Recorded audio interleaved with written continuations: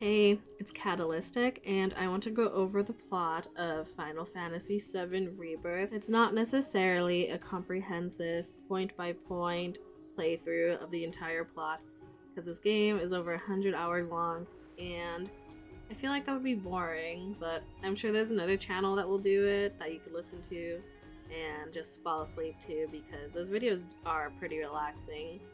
I just don't want to make it. But I want to go over what happened in Rebirth, because I feel like it's getting a lot of the same complaints that Remake did. Even I complained about it a little bit, that the plot really did seem to be going nowhere. And to be fair, the main plot was pretty bare bone in terms of plot beats. But like character-wise, there's a lot of stuff that happened with like our gang that was very interesting. But in terms of the overarching story, I can see why people were getting a little bit irritated when playing the game, because it was pretty slow to me personally. But I had a wonderful time and I had a lot of fun analyzing the game. Obviously, the point of the video is to go over the plot, so there's going to be very heavy spoilers. I am also going to mention the latest Final Fantasy VII Ultimania book that just came out like a couple weeks ago, I believe. The book pretty much contains a bunch of developer director insight on the game and what they meant for certain plot beats.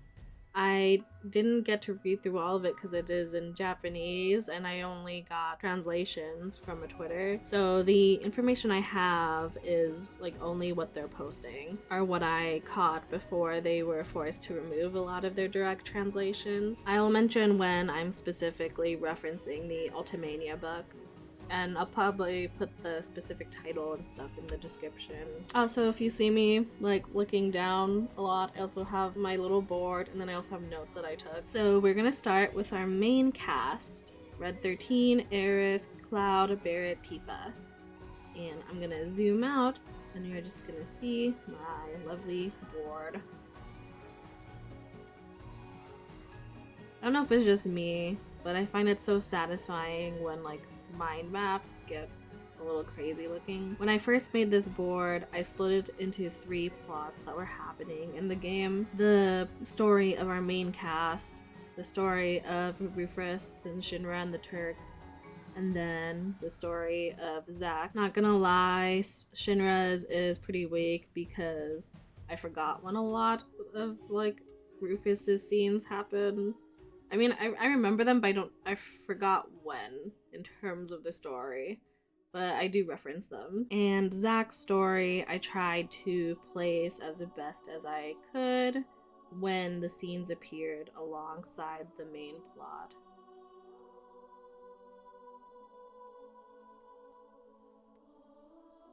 The easiest way to split this plot is by location, because that's how we play the game, and that's how big story beats are laid out. Like I said, I'm not going to read through all of these, but if you want to like pause because you're curious, feel free to, if you can read them. I think you can. Most of it is just me just writing down random notes, obviously, just random plot beats that I remembered from playing the game. But I realized about every 3 or 4 locations, a plot beat changed within the game. So you could sort of separate the story into 3 parts plus the conclusion. Part 1 is following the Black-Robed Men. That happens in Calm, Junon, and Corel region, specifically Costa del Sol. That goal starts to shift in Part 2, where we need education on the planet. It starts to shift specifically in North Corel, where you are following the Black-Robed Men still, but we get introduced to the weapon here at the reactor, and then we have to travel to the Gold Saucer. We're technically still following the Black-Robed Men here. This is where it really shifts from the Robed Men to the education on the planet, because Kate Sith leads us to Gungaga, where we investigate the other reactor. And from that reactor, we decided to go to Cosmic Canyon so we could get some insight on what's happening with the planet, and also so Kate Sith could get access to a terminal where they'll find the ancient temple. And then that shifts into part 3, which I'm gonna call like the retrieval of the black materia, because in Nibelheim we finally gain access to a portal console where Kate Sith is able to find the location of the ancient temple, and then we have to go back to Golden Saucer where we get betrayed, but then at the end we all end up meeting up at the Cetra fortress. But then we all end up meeting up at the ancient temple, which we find out is actually a fortress, the Cetra fortress. And it all leads it to the conclusion at the Cetra capital. So we're gonna move down this plot line a bit to sort of examine what happens near the conclusion after we arrive at the Cetra fortress. Before I talk about where all this stuff happens with all this stuff happens, I want to go over Aerith's materia.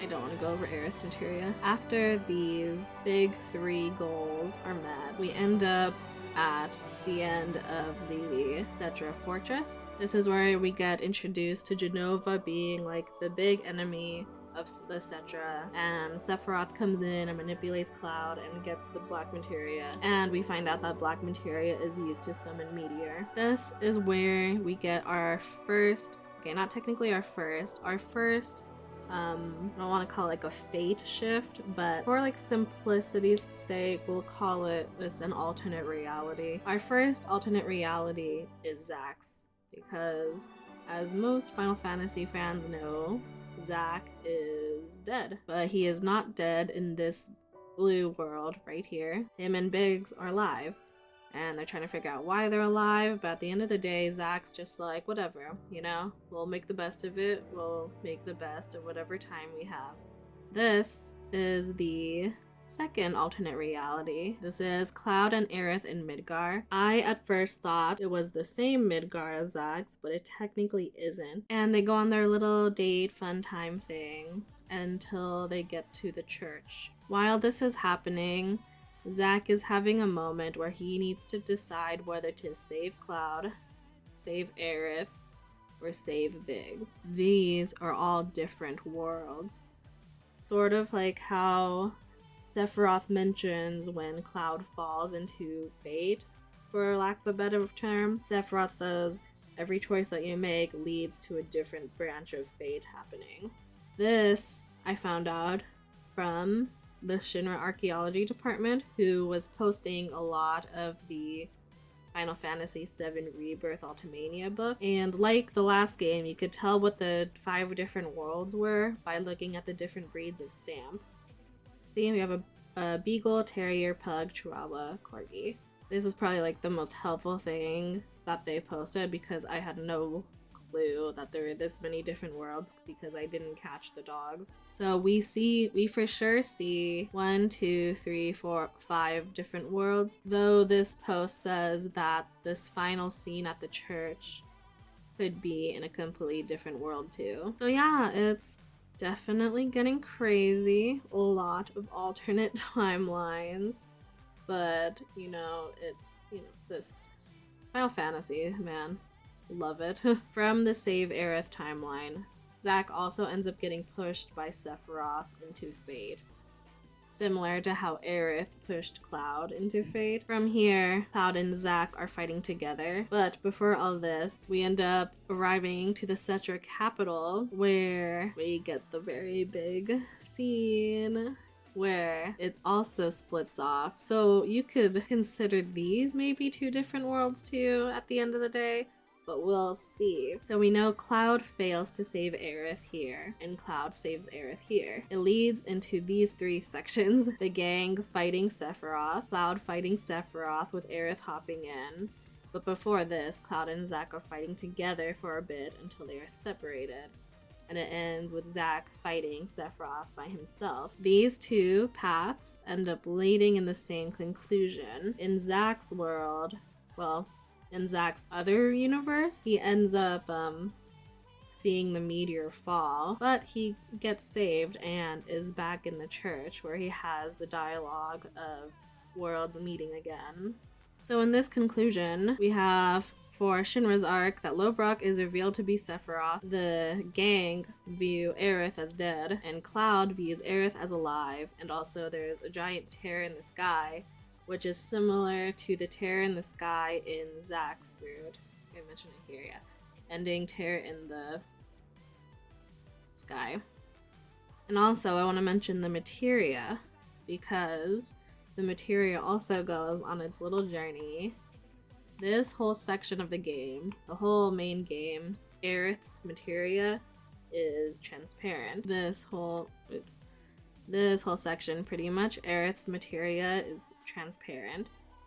But when we go here, Aerith still has the transparent materia, but Cloud gets the black materia, but then gives it to Sephiroth because Cloud is going a little crazy. So at this moment, Sephiroth has the black materia. Once Cloud and Aerith are in Midgar, that Aerith gives Cloud the white materia, and when Cloud goes back into his original world, he gives Aerith the white materia and receives clear materia in exchange. When we get here, the white materia that Cloud gave Aerith and she dropped when she died has turned transparent, and the transparent one has turned black. So presumably now there are two black materias in Cloud's view. Maybe not, because I feel like Sephiroth is like ethereal.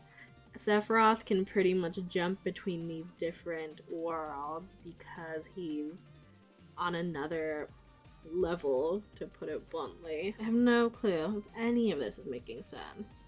Oh, another thing about Shinra's route. I am like 70% sure that Rufus is actually Viceroy Saruf, just saying. In the Ultimania, they make a joke about how if you're actually listening to what the characters are saying, you'll be able to find out who Viceroy Saruf is. And I mean, the most obvious one is that Glenn Lodbrok makes a joke about Viceroy and Rufus being rich boys. So 70% sure.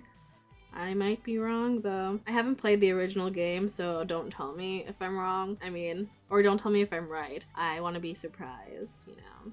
Theorizing's fun, but I also don't want to be spoiled on what happened in the first game or the original game, because I'm having a lot of fun doing like this theory stuff. Back to the materia discussion.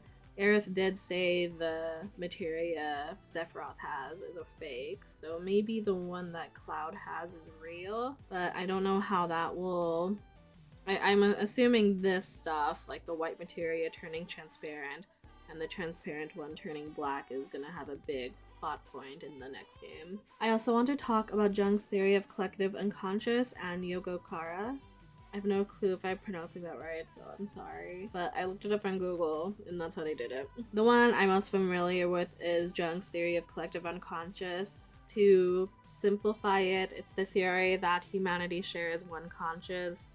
It's why like two different nations are able to have the same type of mythologies even though they have never met each other. And I think the most obvious comparison to that is obviously the life stream. The life stream is pretty much one giant consciousness filled with like the souls of people left behind, I believe. And Aerith is able to talk to them and sort of tap into the collective unconscious. Though this could also maybe relate to the themes of Yogo-Kara, I think is the reason for our parallel worlds happening here. Because I don't think now that they're necessarily parallel worlds. I think it's more of how do I explain it? To simplify it, Yogo-Kara deals a lot with things not being real. Everything is how we perceive it, almost like a dream. You can argue a dream is real because we're perceiving it. So it's sort of like illusionary. To go deeper, you could split our consciousness into 8 bodies. We have 2 layers of unconscious, the surface and the deep conscious. Surface is pretty much our main senses: sight, sound, touch, hearing, and then our mind. I didn't list 6, but and then the deep consciousness is where we store our experiences, and then our sense of self. This sense of self is sort of a separate self, if that makes sense, which are, or like our souls, sort of argues that even a dream can be real as long as we're perceiving it. So like Yogocara also deals with, I mentioned the storage unconscious, it also turns into their own, like the universal storage, if that makes sense. It's crazy. I think even my surface level understanding, I think that definitely relates to a lot to Cloud, because I mean, we know throughout this whole plot Cloud was going a bit crazy because Sephiroth was messing with his grasp on reality pretty much, and Cloud's sense of self is very warped right now, considering the messed up memories between his memories getting mixed in with Zack's and Sephiroth messing with everything pretty much. His perception of reality is very messed up, and especially with this split, Cloud is obviously perceiving that Aerith is alive, so why wouldn't that be true to him, even though everyone else is perceiving that Aerith is dead? So in a way, these parallel worlds might not even be fate. It could just be different perceived realities that people are thinking of that are becoming true in a sense. If anyone has a better understanding of Yogocara, please comment. I would love to know more. I feel like I have such a surface level understanding, but if anyone else has any other insight, please let me know. My gosh. Did I even mention why I'm talking about Jung's theory of collective unconscious and Yogocara? I don't think I did. Okay. So, in Final Fantasy VII Rebirth Ultimania, they also mention how they, as in the writers, directors, mention how they got a lot of inspiration from Jung's theory of collective unconscious and Yogocara. And if you have an understanding of this, you can sort of understand how they structured the world. Which is why I am leaning towards these paths not necessarily being a multiverse, but a just stream of, I mean, oh my, okay. I think no matter which way you push it, it's still a multiverse, even if you argue that they're different planes of parallel dream wishes, if that makes sense. It's sort of still a multiverse, but you know, I feel like when you say the word multiverse, people are gonna get angry. And honestly, I get it. I am also sick of multiverse plotlines. But at least they're trying to do something creative with it. In conclusion, what is the point of this video? The point of this video is that Final Fantasy VII Rebirth is wild, and the ending went so crazy for the big main plot points of the whole story just being these 3 things. We went from following the road men, to education on the planet, to retrieval of the black materia, all the way to this crazy conclusion. Overall, I think that Yogocara does deal a lot with how the world is being perceived right now, and maybe, well, we know that Sephiroth's goal is to bring a reunion, so I'm assuming it's a reunion between all these different dreams. And oh my gosh, I even forgot that Aerith mentions that when they're in Midgar, Aerith describes this Midgar as her dream. So I think these different worlds are just different dreams made a reality. I just don't know exactly how it will be implemented in the 3rd game. Jung's theory of collective unconscious definitely is a big reference to the live stream. If anyone has any other ideas, please let me know. The ending of Rebirth definitely fully introduced the idea of, I'm still gonna call it parallel worlds, even if they're not technically parallel worlds. I don't know, because calling them parallel dreams sounds weird. I think it'll be easier for people to understand if you say parallel worlds. I think with the introduction of these parallel worlds, we're gonna see more shifts of these worlds crashing together, maybe. I mean, Zach back in the church said that why can't they reunite once again, you know? Anyway, I feel like this was all over the place. To be fair, the plot was all over the place too. When it was happening, my brain was working on overdrive. Reading about Yogochara and the collective unconscious, I think, gave me a better idea of what they are working towards. I still don't really get what the promised land is supposed to be. Maybe that's like the perfect dream, but I don't know. Anyway, my hopes for the next game are that they structure it differently. I don't really know anything about, right? Like I said, I never played the original, so I'm not familiar with the original plot at all, but I don't really know how they'll structure the third game. If the main goal is still to go after Sephiroth, I hope it's gonna be a little different, because if it's still open world and the main goal is to fight Sephiroth, I don't know, I worry it's just gonna be Rebirth all over again. But like I said, I don't know anything about the original, so maybe a ton of different stuff happens. And I really want to get to know Vincent Valentine and Sid Highwind more. And I hope Cloud can feel better, because he's going through a lot right now, obviously. It looks a little delusional compared to everyone else. Though I get it. I also want to be delusional about Aerith. She makes me sad. If you liked me rambling about this, I don't even know if anyone's gonna understand what I was saying. I feel like I was all over the place, but we'll see once I edit it. I hope you have a good one, and like and subscribe for the next one, and I'll see you then. Bye.